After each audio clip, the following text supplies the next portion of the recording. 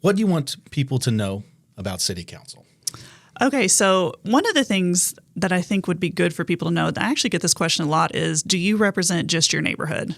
And City Council, and Forney at least, every position is at large, which means we represent the whole city. So I think that's really important for people to know that, when we sit in those seats, we're not representing just a small portion of the town. We're actually representing the whole town. And when we make decisions, we're making decisions that will affect all of the city limits, not just, one specific area. So I represent all of the city. So does every other person on council, including the mayor. We also get that question a lot, actually. And City Council, I don't get paid on the City Council. So I'll just throw that out there. They do offer a small stipend. It's very small, but I don't personally take it. I just view this as service to my town. That's why I do it. I'm here and I'm sitting in the seat because I love Forney and I want to try to make good decisions. I also think that, the City Council, we don't always agree with each other, and that's actually a really good thing because you don't want this kind of groupthink happening. You want people up there with opinions and thoughts and ideas. We each have really different professional backgrounds, different life backgrounds, and it actually brings a lot to the table right now. We have a good variety of people on the council. We also have limited powers. So, and that's not to say, we can't do things. We can, but we do have a framework we have to operate within, and that would be both our city charter and then state laws. So we do have a framework that we operate in. And then also, I guess, it's just good to remind people that we are people. We're humans with families and jobs, and we're stepping up to serve because we want to help out our town. Yeah. I think that people should be really proud of their city council. We have really good people on there right now. So awesome. Yeah, it's hard.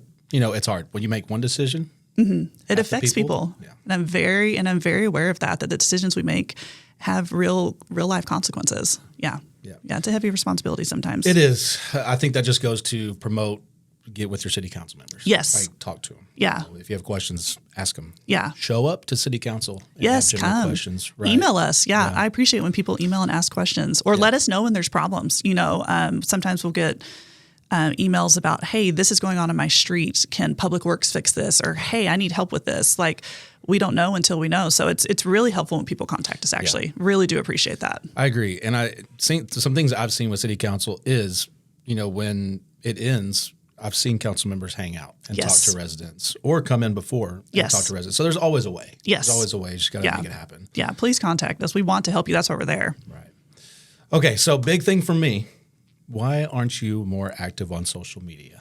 Okay, that's a really good question. I guess I'd start by saying that of the 7 members of council, there's only 3 of us that even have a council page. Yeah. So that would be myself, Mr. Helm, and then Mayor Robertson.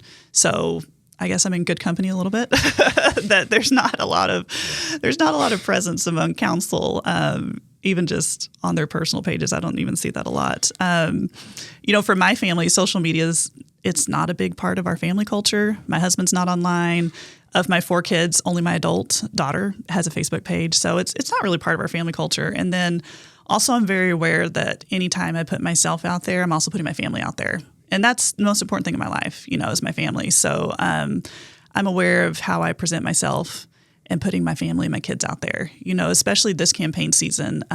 As I've posted, a family picture or pictures of my kids, I talk about it before I do, and I get their permission because I want to make sure that they're comfortable, that our whole family is being put out there and it opens us up for discussion and criticism. So that's something I'm pretty aware of. Especially as a mom. Yeah, it's tough. Yeah. It's tough. Not everybody's going to like you. Yeah. Social media is, it's tough. Yeah, Comment it is. sections are hard. Yeah. And when you turn them off, yes. it gets even harder because people don't trust you. Yes, absolutely. Absolutely. So what have you learned since first running? I've learned a lot. One of the big things I've learned is about city staff. I did not know or appreciate what city staff does and how they keep this city running. These are people who they're knowledgeable and they're experts in their fields.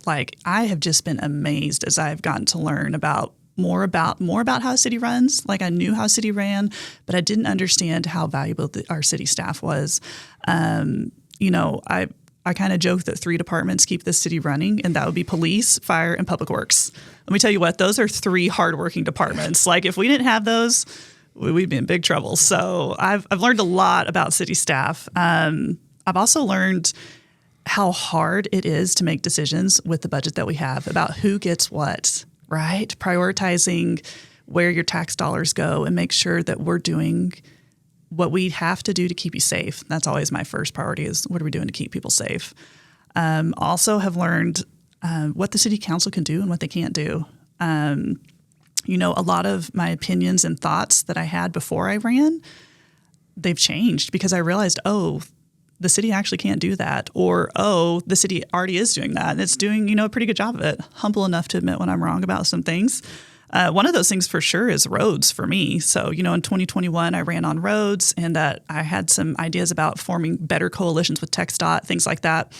And then I got on to city council and I realized that the city actually had a lot of good things going already. They have some strong relationships in place with the county, with our state reps, with our TxDOT reps. There are plans for every TxDOT road in Forney, and TxDOT has a timeline that they work with. And our city does a pretty good job of working with them and moving the ball forward where they can. So that's a big thing I learned a lot more about myself personally was about how the roads worked. So it's tough. You don't know what you don't know when you first run. Yes, exactly. Yeah, yes. If I could go back. Yes. I would change some of the things I ran on. Yes. Yeah. Most of the things would remain consistent, but there was one big one that I'd probably change. Yeah. There's a couple of things that I felt like, okay, yeah, that was right. But the roads was not right. And I'm okay. Tough. I'm okay saying that. In reality, what can the city council do to benefit residents? Okay, so I was kind of thinking back over the last 5 years. Like, what are some things that stick out to me of what the city council has been able to do? And as I talk about these things, I just want to make it super clear that nothing on city council happens because of one person. So this isn't because of me. This is because of good collaboration with staff and other council members. But some good things have happened. One thing was we got the train to be quieter. I mean, I haven't had complaints about that in a couple of years, I'll be honest. So we finally got that quiet zone reinstated, and that was a couple of years project for city staff. That was big. So the train is quieter. Every now and then I'll hear it, and I'm like, don't they know it's a quiet zone? But you know, they kind of have their own rules that they operate by. Yes, I didn't know that existed. Yes, so we have our quiet zone back, which is really great. Okay. Glad to have that. Then in 2022. I think it was actually 2021, we funded the ground warning system. You know, you hear it every month, the tornado warning system. So that was a big thing that we got installed all over Forney, which was something to keep people safe. And we can also kind of make sure that you're the final voice in your own government. So something I was really big on when I got elected was some charter changes that I felt like needed to happen. And whenever a charter change needs to happen, that goes to voters. So all these things I'm about to talk about, you know, voters voted on and they approved this. So, you know, I wanted to introduce term limits to city council. We had never had that before in Forney, and I thought that was really important. So our charter now reads 3-year terms, and it's a 3-term limit. So term limits, I think it's really important to have a limit on your own local government. The charter was also changed and passed by voters to make it easier to recall your elected officials.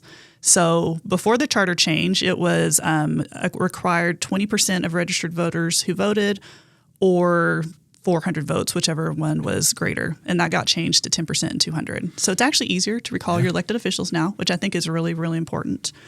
And then in 2022, I think it was, we had some COVID funds that had to be distributed. And I really liked the way that the council and staff decided on that in the end.